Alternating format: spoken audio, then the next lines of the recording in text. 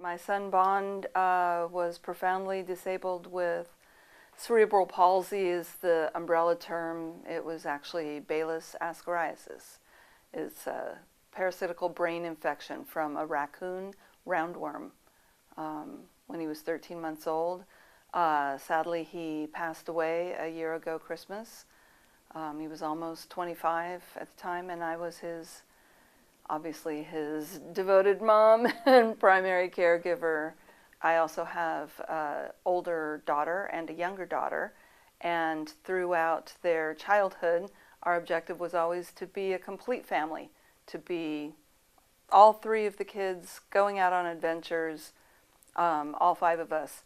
And that became harder and harder, needing to take Bond out of his wheelchair to sometimes place him in the floor of our van in order to change him.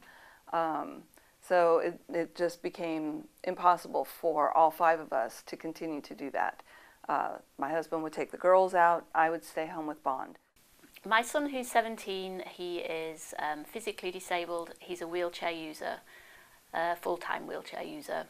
He needs 100% help with any item of self-care, so he needs someone to feed him, someone to dress him, someone to bath him. He is not able to use the bathroom, therefore he's reliant on diapers. We can use the back of our van, but we live in Wisconsin. In winter time, the back of the van is not an option. It is far too cold, so that is mainly a summer. We can do that in the summer, but not in the winter.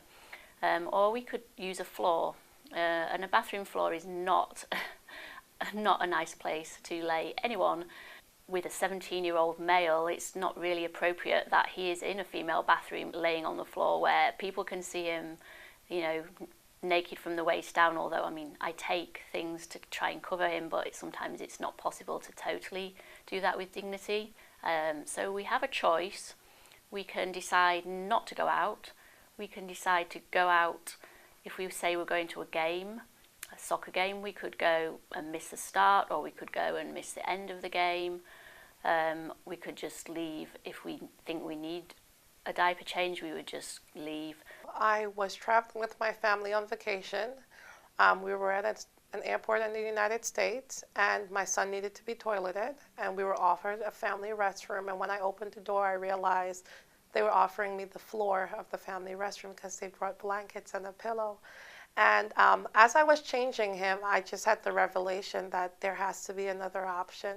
There has to be something else. This can't be it. We have veterans coming back, and I am a veteran. Fortunately, I'm not disabled, but I can't imagine if I was 23 and went off to serve my country, got hit with an IED, and came back, and my access to a restroom was being laid on the floor to be toileted. Like, I'm sure out there there's a veteran that's what they're facing, because that's what I'm facing with my son.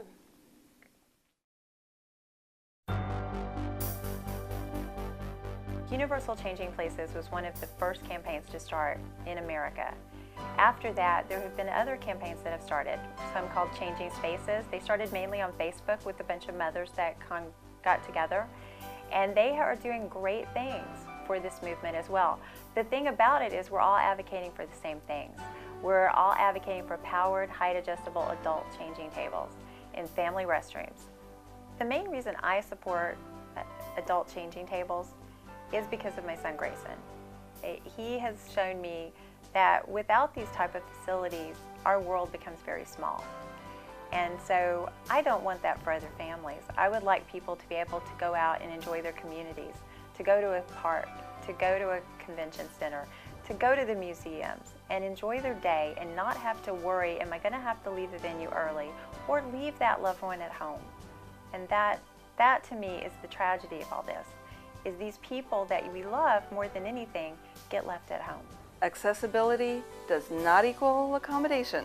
You can get the wheelchair into the bathroom, you can get it through the door, but if you can't do anything once you're in that space, if you're not able to transfer to a toilet, if you're not able to get up to a sink, you are stuck.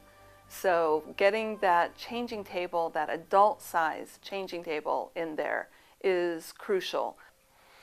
The organization has grown because it allows for a space for people to kind of say what they're working on, what works and what's not working. And I think that that gives a lot of power in numbers. And we've grown because we have more advocates joining the group, joining the movement. We have more awareness that's being built. A lot of times you just, because you're sharing on social media is a wildfire of its own. A lot of times you see people comment, I didn't know that.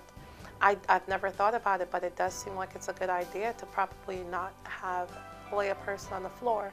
A restroom which contains a height adjustable table, such as we're hoping to get with the Changing Spaces campaign, is a great financial investment. Anywhere that a population goes to spend money, a mall, a museum, a concert, going through an airport, is a chance to increase revenue if you open it up to a family. We've driven 5 hours to go to a museum before because we knew that there was a changing table there.